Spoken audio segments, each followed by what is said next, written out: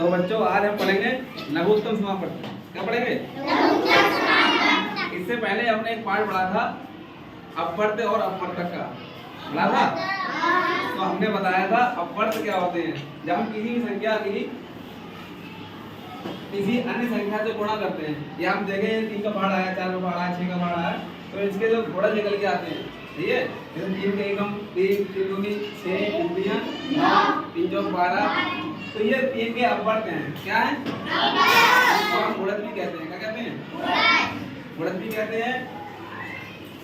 इसी प्रकार से 4 के यहाँ देखेंगे आप गुणज, 4 एकम 4, 4 दूनी 8, 4 3 12, 4 चौक 16, ये गुणज हैं। ये भी गुणज को हम क्या कहते हैं? अपवर्त। यहाँ हमने यहाँ नीचे लिख रखा है कि किसी संख्या का अपवर्त उस संख्या को किसी भी संख्या से गुणा करने पर मिलता है, ठीक है। फिर हमने तुम्हें बताया था गुणनखंड। क्या बताया था? गुणनखंड, या उन्हें बोलते हैं हम अपवर्त। क्या बोलते हैं? अपवर्त। जैसे हमने एक संख्या ली, मान लो 12। इस 12 को हम किन संख्याओं से काट सकते हैं, हमने ये बताया था आपको। इससे हम पढ़ेंगे सर 1 से, 2 से, 3 से, 4 से और 6 से, 12 से। यानी इन संख्याओं से ये संख्या विभाजित हो रही है, कट रही है।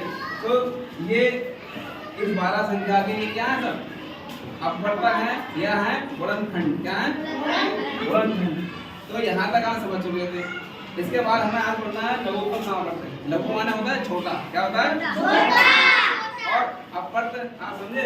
यहाँ जो अपवर्त है, देखो अपने आप को घेरा कर रखा है। यानी हम 3 संख्या नहीं, अलग अलग 3, 4, 6 तीनों संख्याओं को हमने लिया है, 3 को, 4 को और 6 को, और तीनों के अपवर्त लिखे हमने। क्या लिखे? अपवर्त लिखे।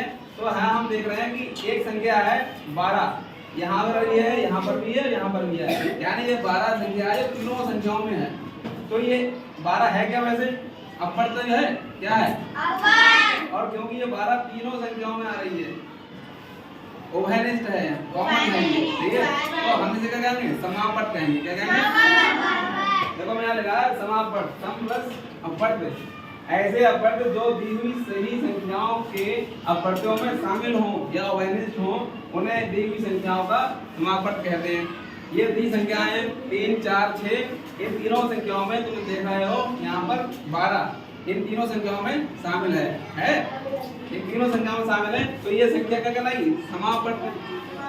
अब हम इसको और आगे बढ़ाते हैं तो देखेंगे हम आगे चल के 24 भी आ रहा, और आगे जाएगा 36 भी आएगा। लेकिन हमने क्या कहा? हम पढ़ रहे हैं लघुत्तम समापवर्त। क्या पढ़ रहे हैं? तो मैं छोटे से छोटा समापवर्त जो तीनों संख्याओं में होगा उसे हम क्या कहेंगे? लघुत्तम समापवर्त कहेंगे। क्या कहेंगे? तो हम देख रहे हैं यहाँ पर 12 है, जो वो तीनों संख्याओं में सबसे पहले सबसे छोटा। इससे पहले कोई संख्या है तीनों में है उपस्थित? नहीं है। तो यानी इन तीनों संख्याओं का लघुत्तम समापवर्त क्या हो गया? 12।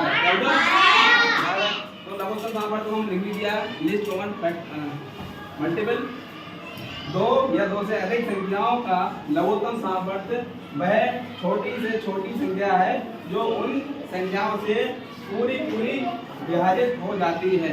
जैसे हमने ये लिखा है 12, ये 12 निकल के आया, इसको हम काट के देंगे 3 से, तो 3 चौक 12 कट गया, पूरा विभाजित हो गया। यहाँ 12 4 से भाग करके देंगे, भाग 4 से, और यहाँ 12 को 6 से करके देंगे तो 6 दूनी 12। तो ये तीनों संख्याओं से हमने चेक भी कर लिया। यानी यहाँ जो 12 है वो सबसे छोटी संख्या है और यही लघुत्तम समापवर्त है। समझ गए?